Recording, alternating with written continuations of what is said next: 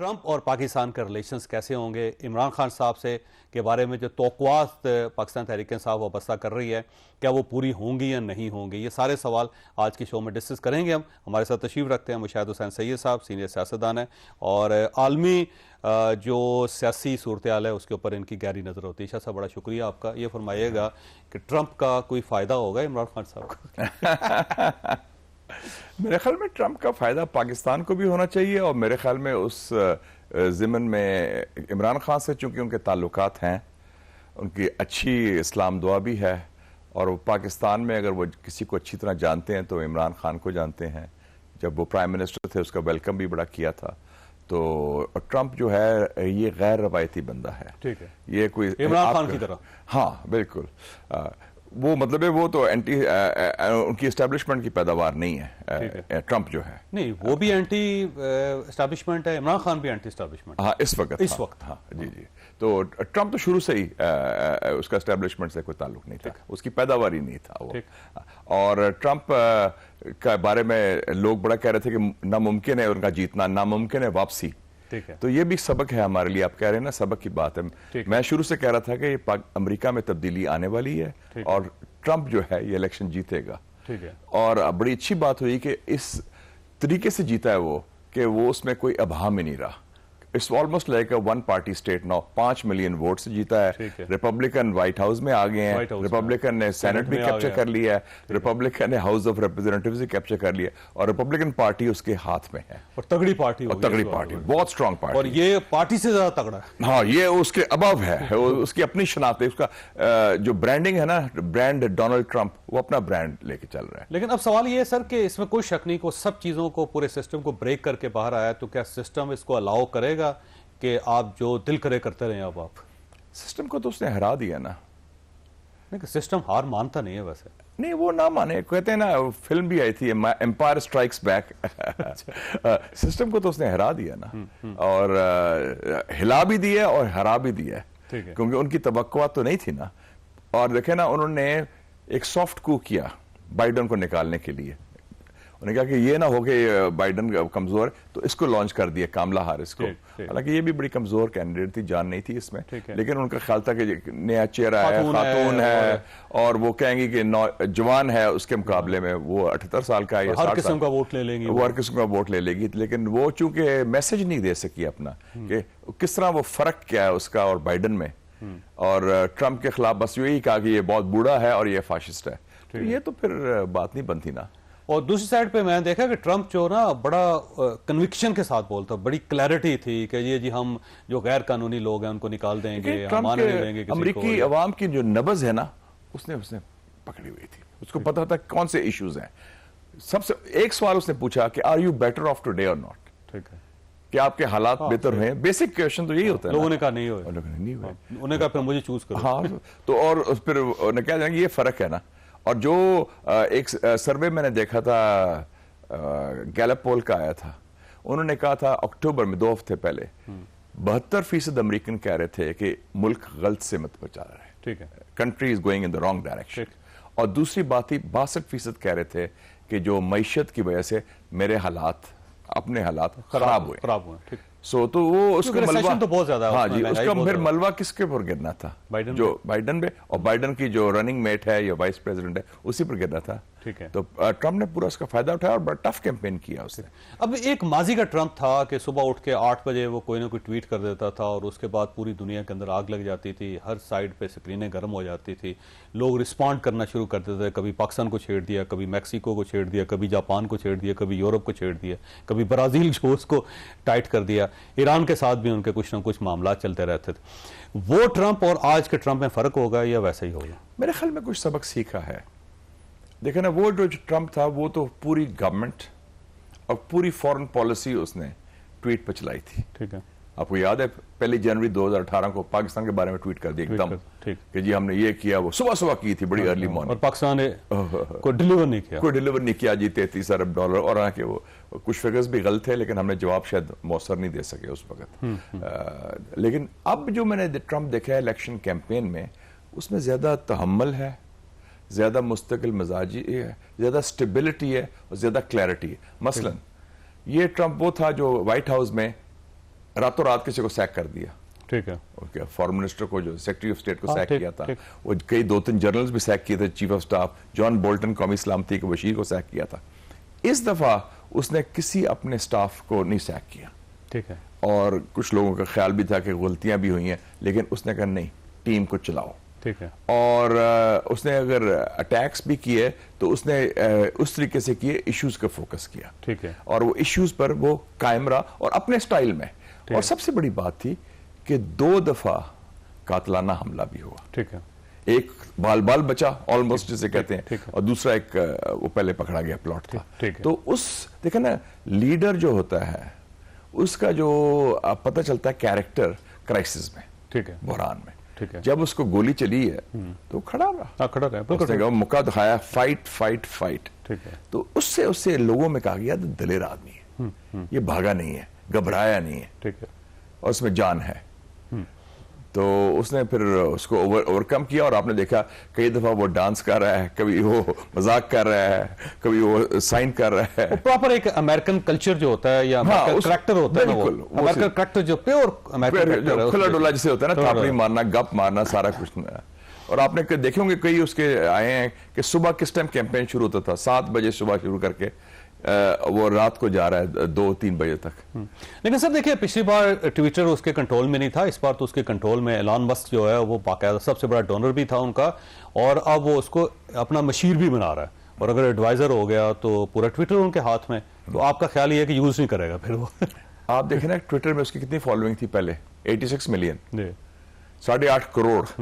تو جو امریکن اخباروں کی سرکولیشن ہے وہ میرے خیال کو 1-1.5 کروڑ شاید اتنی ہے. تو وہ تو ظاہر ہے کہ اس نے کہا کہ مجھے تو ضرورت نہیں آپ اخباروں کی. تو اس کیمپین میں یہ جو آپ نے بات کی ہے الیکشن کے بعد, کوئی 60-70 اخباروں نے کاملا ہیرس کو انڈورس کیا, تائید کیا کہ جی یہ بڑا اچھا ہے. اس نے کہا پرواہ نہیں ہے مجھے. سو وہ پرنٹ میڈیا کی ارریلیونس ہوگی. اور ایک اور چیز ہوا ہے, یہ جو CNN ٹائپ سارا کچھ تھا, CNN بھی فارغ ہو گیا. آپ نے دیکھا کہ اس کی ریٹنگز بڑی کم گئیں, اور میں نے تو دیکھ رہا تھا CNN کے جب اعلان ہو رہا تھا کہ ٹرمپ جیتنے والا ہے, ان کے تو اینکر ہونے والے ہو گئے. بالکل ٹھیک ہے, اس کا مطلب ہے کہ وہ کتنے جذباتی تھے, کتنے نظریاتی تھے, اور کتنے اینٹی ٹرمپ تھے. اور مجھے تو سمجھ نہیں ہے کہ کیوں حیرانگی ہو کہ اگر آپ اور ہم ادھر تجزیہ کر رہے ہیں کہ ٹرمپ آ رہا ہے, ہم تو ادھر نہیں بیٹھے امریکہ میں, based on the over all situation, تو ان کو تو بہتر انالیسس ہونا چاہیے تھا نا سچویشن کا. اس کا مطلب ہے ان کی خواہش تھی, چاہت تھی کہ کسی طریقے سے اس کو روکا جائے. ٹھیک ہے, اور روک نہیں پایا. اب وہ روک نہیں پایا اور وہ حاوی ہو گیا. تو یہ بھی بڑی ہمت کی بات ہے. میرے خیال میں سیاسی تاریخ کا, جدید تاریخ میں سب سے بڑا پولیٹیکل کم بیک ہے. اب ایک سوال یہ ہے کہ ٹرمپ کا پاکستان کی سیاست کے اوپر کیا افیکٹ ہوگا, کیونکہ آرمی چیف کی ملاقات ہوئی ہے ولی عہد سے, سعودی ولی عہد سے, اور بڑی جاندار قسم کی ملاقات ہوئی ہے, اور انہی دنوں میں آپ سمجھے کل ملاقات ہوئی ہے, اور اس سائڈ پہ ٹرمپ آئے, اور یہ اور عمران خان صاحب اور پاکستان تحریک انصاف کی طرف سے جشن منایا جا رہا ہے. بلکہ عمران خان صاحب نے جیل کے اندر بار بار یہ پوچھا کہ ٹرمپ کا کیا بنا ہے. تو اب یہ سارے سینیریوز کو دیکھیں اور گورنمنٹ کی بوکھلاہٹ دیکھیں, اور سوال یہ ہے کہ پھر پاکستان کے اوپر کیا افیکٹ ہوگا. یہ فرمائیے گا کہ گورنمنٹ بڑی بکھلا گئی ہے اس الیکشن کے بعد, اور بکھلاہٹ باقاعدہ نظر آ رہی ہے. دوسری سائڈ پہ پاکستان تحریک انصاف بہت زیادہ خوش ہے. عمران خان صاحب بار بار پوچھ رہے تھے کہ ٹرمپ کا کیا بنا, ٹرمپ کا کیا بنا, ایسے جیسے خود انہوں نے اپنے سٹیکس رکھے ہوئے سارے الیکشنز کے اندر. پھر ہمارے آرمی چیف کی ملاقات ولی عہد کے ساتھ, تو یہ سارا سینیریو بن کیا رہا ہے؟ دیکھیں نا, آپ نے جشن کی بات کی تو ریاض اور ابو دھابی میں بھی بڑا جشن منایا گیا, ظاہر ہے. اور اس وقت ٹرمپ کے جو مسلمان جو حکمران ہیں اس میں جو 2 بیسٹ فرینڈ ہیں, اتحادی جو اتحادی بھی ہیں, یار دوست ہیں, یاری کہہ لیں آپ. ایک ہے کراؤن پرنس پرائم منسٹر محمد بن سلمان, MBS, اس نے ٹیلی فون بھی کیا ہے. اور دوسرا ہے UAE کے صدر محمد بن زائد, MBZ. سو MBS MBZ یہ ان کے خاص ہے. اور جو بھی نقشہ بنے گا مڈل ایسٹ کا, اور میرے خیال میں جب 11 کو میٹنگ بھی ہو رہی ہے OIC کی, عرب لیگ کی, اس میں وہ کوارڈینیشن ہوگی امریکہ, سعودی عربیہ اور UAE کا. ایک تو یہ ہوگی. اور جو PTI والے ہیں وہ جشن جو منا رہے ہیں وہ جسٹیفائڈ ہیں, کیونکہ ان کو ایک امید کی کرن بھی نظر آ رہی ہے, ان کو ایک راستہ بھی نظر آ رہا ہے, اور ان کو یہ بھی پتا ہے کہ ٹرمپ جو ہے وہ کوئی اس ٹائپ کا روایتی سیاستدان نہیں ہے، وہ اپنی کھلا ڈولا سٹائل کا ہے. اور میں گورنمنٹ کی بخلاہٹ تو مجھے سمجھ نہیں آتی، بخلاہٹ نہیں ہونی چاہیے. ہے ویسے آپ کو محسوس ہو رہی ہے نہیں ہو رہی؟ ہاں بیانات شروع ہو گئے ہیں کہ جی یہ نہیں ہوگا تو وہ ہوگا تو فلاں. خواجہ آصف صاحب کا بیان دیکھ لیں، پھر رانا ثناء اللہ میں نے ویسے صاحب کا بیان پڑھے تو نہیں کسی کے، لیکن جو مجھے محسوس ہوا ہے بار بار ذکر کر رہے ہیں کہ نہیں جی امریکہ انٹرفیئر نہیں کرے گا، امریکہ نہیں کہے گا. بھئی امریکہ یار کہے نہ کہے، آپ کو کیا رہے؟ ہاں، اور کیوں مطلب انٹرفیئرنس کا خطرہ کب سے شروع ہوا؟ وہ 5 نومبر سے شروع ہوا ہے نا ایک دم. امریکہ تو پہلے بھی تھا، امریکن گورنمنٹ بھی، ابھی تو گورنمنٹ بھی نہیں آئی ٹرمپ کی، تو اس کا مطلب ہے ان کے پیچھے کوئی خوف ہے، خدشات ہے. تو خوف کی بنیاد پہ تو پالیسی نہیں بنتی نا. آج دیکھیں دفتر خارجہ کی طرف سے رسپانس آیا، ہاں ایک آفیشل سٹیٹمنٹ بھی آ گیا ہے، تو ایز اف کہ سارا کوئی تیاری کر رہے ہیں. کیونکہ آپ کو کہا تو نہیں جا رہا، یا تو مطالبہ کیا جا رہا ہو کہ کہا جا رہا ہو پھر آپ رسپانڈ کریں، آپ اس سے پہلے ہی کر رہے ہیں. ہاں تو میرا خیال ہے ایسی کوئی ہمیں ذرا کانفیڈنس ہونا چاہیے اپنے. ہم ایک ریاست بھی ہیں اور ریاست کے نمائندے حکومت ہوتی ہے، تو حکومت کو تو بڑا کانفیڈنس ہونا چاہیے. خاص طور پہ اب اتنی امینڈمنٹ بھی پاس ہو گئی ہیں، سب ایک پیج پر بھی ہیں، اور سارے کہتے ہیں کہ ہم تاحیات حکومت بھی کریں گے، تو پھر خوف کس بات کا؟ تو اس کا مطلب ہے کہ کچھ حالات معاملات ٹھیک نہیں ہے، کچھ چیزیں ری شیپ ہو رہی ہیں. ری شیپ کیونکہ یہ جو تبدیلی آئی ہے امریکہ کی، یہ بہت بڑی سیاسی تبدیلی ہے، اور عالمی سیاست پر اور ریجنل پالیٹکس پر اور ہر ملک پر اس کا افیکٹ ہوگا. اور پاکستان جو ہے، جو ہم خود بھی ریلیونٹ پلیئر ہیں، ہم بڑے امپورٹنٹ پلیئر ہیں. اور دوسری بات ہے جو یہ خطہ ہے، یہ تو بہت امپورٹنٹ خطہ ہے نا. ہمارے ارد گرد کون کون ہے؟ ہندوستان ہے، چین ہے، روس ہے، ایران ہے، افغانستان ہے، وسطی ایشیا ہے. وی میٹر. اور اس سارے ریجن میں نا شاہ صاحب پاکستان سب سے پرانا الائی ہے امریکہ کا. بالکل. تو اس کا مطلب یہ ہوا کہ امریکہ کے اندر جو تبدیلی آئے گی افیکٹ آئے گا پاکستان کے اوپر. بالکل. اور پاکستان کے اندر جو تبدیلی آئے گی وہ افیکٹ کرے گی امریکہ. ایک اور فیکٹر بھی آ گیا نیا، سرکاری. اب چھوڑیں آپ، جو پاکستان ڈائسپورا ہے، جو امریکہ میں مقیم ہے، پاکستانی اوورسیز پاکستان جنہیں ہم کہتے ہیں، اور جو اب بڑے امپورٹنٹ پوزیشنز پر ہیں، جو اثر رسوخ رکھتے ہیں، جو پیسے والے لوگ ہیں، جو ایکٹیو بھی ہیں سیاست میں. کیونکہ کوئی الیکٹ تو نہیں ہوا، 3 مسلمان تو الیکٹ ہو گئے ہیں اس میں، لیکن وہ ان کا رول ہے. اور امریکن سسٹم چلتا بھی ایسے ہی ہے، ڈونرز پیسہ دیں، لابی کریں اپنا. کیونکہ میں واشنگٹن رہا ہوں ایز اے اسٹوڈنٹ، آپ بھی کئی دفعہ گئے ہیں امریکہ. وہ ایک بازار ہے، market place of ideas, narratives. آپ بیانیہ بیچ سکتے ہیں، آپ مارکیٹ کر سکتے ہیں، یار یہ میرا موقف ہے.